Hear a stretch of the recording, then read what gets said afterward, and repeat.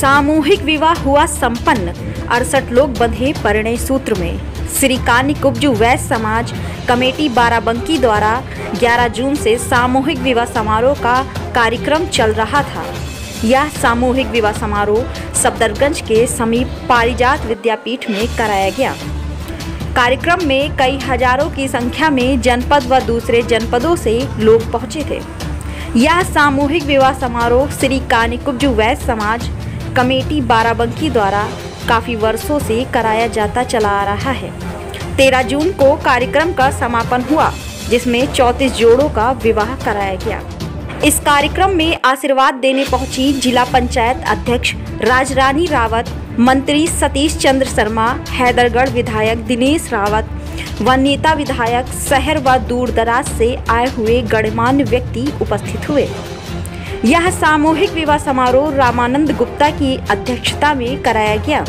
कार्यक्रम में मुख्य रूप से कार्यक्रम के संयोजक दिलीप गुप्ता, एडवोकेट घनश्याम गुप्ता, रामकुमार गुप्ता, पप्पू गुप्ता, जयप्रकाश गुप्ता, सोहनलाल गुप्ता, राममुनेसर गुप्ता, जगतराम गुप्ता, श्रीनाथ गुप्ता, परशुराम गुप्ता, मनसाराम गुप्ता, तिलकराम गुप्ता, राजेंद्र प्रसाद गुप्ता, बड़कन्ने, भूपेंद्र गुप्ता, राजेंद्र प्रसाद गुप्ता, बउआ, आलोक गुप्ता, जीतू गुप्ता, फतेह बहादुर गुप्ता, विपिन गुप्ता व हजारों की संख्या में स्वजातीय बंधु उपस्थित हुए।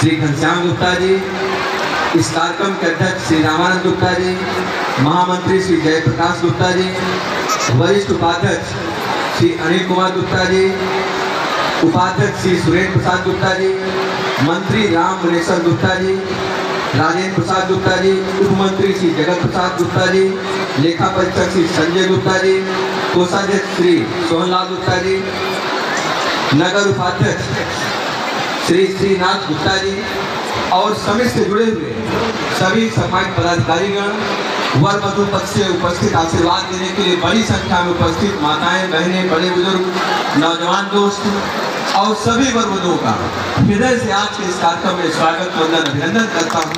और आप सबको अपनी तरफ से सब प्रकार के आयोजन जहाँ सामाजिक दहेज की चाहे कुरीतियों को रोकने का काम करते हो और चाहे फिजूल खर्ची को भी रोकने का काम करते हैं, इस नाते में पूरे वैश्य समाज को अपनी तरफ से बहुत बहुत हृदय से धन्यवाद ज्ञापित करता हूँ, बधाई देता हूँ। साथियों मित्रों, क्योंकि वैश्य समाज का हो या चाहे किसी समाज का कोई व्यक्ति हो, हर व्यक्ति के पास, समाज के लोगों के पास बड़ी संख्या में इस प्रकार की सुविधाएं नहीं हो सकती है। लेकिन मैं जब यहाँ देख रहा हूँ, बड़ी संख्या में विभिन्न जनपदों से यहाँ पर लोग उपस्थित हैं। कल भी कार्यक्रम था, आज चल रहा है और कल भी चलेगा।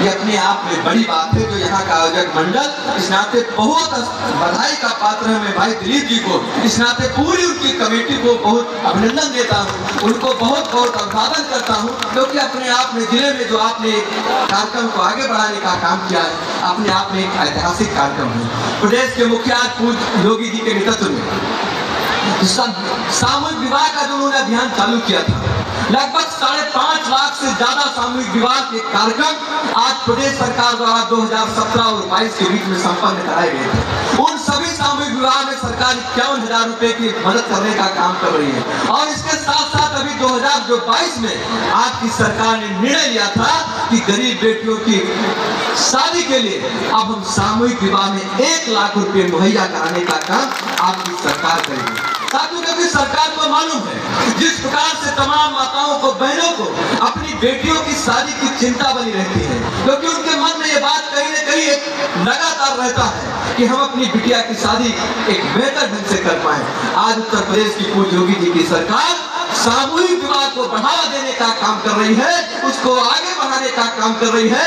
और जिस प्रकार से हमारे माननीय विधायक हैदरगढ़ ने कहा कि इस प्रकार के कार्यक्रम के आयोजन दहेज रहित हो, फिजूल खर्ची को हम रोकें, निश्चित तौर पर ऐसे ही कार्यक्रमों ने हमारे प्रदेश के मुखिया पूज्य योगी जी को प्रेरणा देने का काम किया होगा कि ऐसे सामूहिक विवाह के माध्यम से हम फिजूल खर्ची भी। अध्यक्ष रामानंद गुप्ता जी, महामंत्री आदरणीय जयप्रकाश गुप्ता जी, आदरणीय अनिल कुमार गुप्ता जी, आदरणीय सुरेंद्र प्रसाद गुप्ता जी, आदरणीय मुनेश्वर गुप्ता जी, आदरणीय राजेंद्र कार्यक्रम का आयोजन जहाँ से सुनने में आया कि 20-25 साल से हो रहा है। ये जानकर बहुत खुशी हुई कि हमारे समाज में, हमारे बीच में रहने वाले लोगों ने गरीबों के हित में एक अच्छा काम करने का काम किया।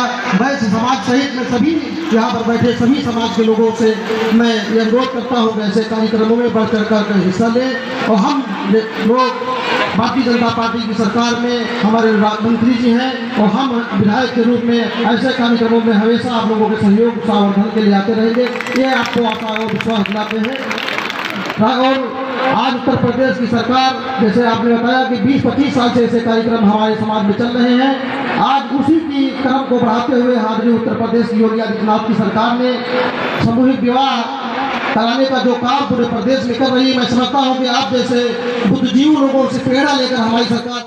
अभी मैं आया तो देखा कि वो लोग जा रहे थे, हमारी भाभी जी भी थी और भैया भी थे, दिलीप भैया भी। ऐसे दिलीप भैया और भाभी जी को भी मैं प्रणाम करता हूँ, जो लगातार समाज सेवा में अपना समय श्रम योगदान देते हैं। और जो कार्यक्रम चल रहा है, मैं जब बैठता हूँ मैं कहता हूँ कि आपस में समाज में जब बैठो तो इसकी चर्चा होनी चाहिए।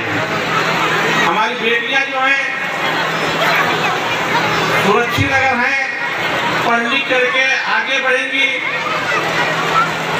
बेटियों के 2 घर होते हैं, एक मायका पक्ष होता है, 20-25 साल शादी होने के बाद एक उनका दूसरा परिवार मिलता है, दूसरे परिवार में जाती हैं, वहाँ उनको सास ननद ससुर के रूप में, पिता के रूप में दूसरा परिवार मिलता है। हम अपने मायके पक्ष में बहुत लाड प्यार से अपनी बच्ची को पालते पोसते हैं। कष्ट कब होता है जब दहेज रूपी दानों के आड़ में लोग हमारी बच्चियों को प्रताड़ित करते हैं तो कष्ट होता है। मैं आपको बताऊं, अभी आज ही सुबह एक मामला आया था, लेकिन मैं था नहीं मानता हूँ आपके समाज को, पूरे कानपुर समाज को, क्योंकि विगत कई वर्षों से जबकि मैं रामानंद गुप्ता, अध्यक्ष श्री कानपुर वैश्य समाज बाराबंकी से। ये जो आज कार्यक्रम हो रहा है, इसका क्या उद्देश्य है? इसका उद्देश्य ये है कि समाज में बहुत से बच्चे बच्चियां ऐसी हैं जो दूर दराज से आते हैं, जिनकी शादियां कराई जाती हैं। ये शब्द कहना गलत है कि गरीब लोगों की शादियां होती हैं, शादियां इसमें सब में होती हैं, लेकिन फिर भी उद्देश्य यही है कि जो शादियां समाज में अच्छा नहीं खर्च कर पाते हैं, बहुत लंबी व्यवस्था नहीं कर पाते, तो ये एक माध्यम है।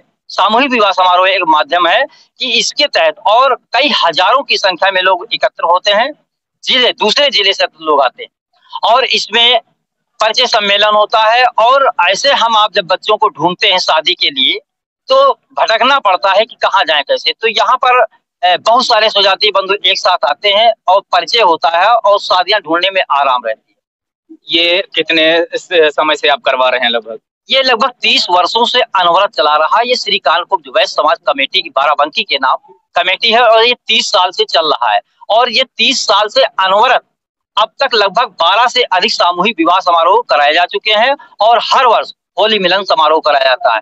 यहाँ जहाँ आप पारिजात विद्यापीठ में इस वक्त हैं, पारिजात विद्यापीठ में हमारी ही अध्यक्षता में 3 कार्यक्रम कराए गए हैं। 17 में कराया गया, 19 में कराया गया और 20 में कोरोना काल के वजह से नहीं हुआ और अब तीसरा कार्यक्रम कराया जा रहा है। आज कितने जोड़ों की शादी हो रही है?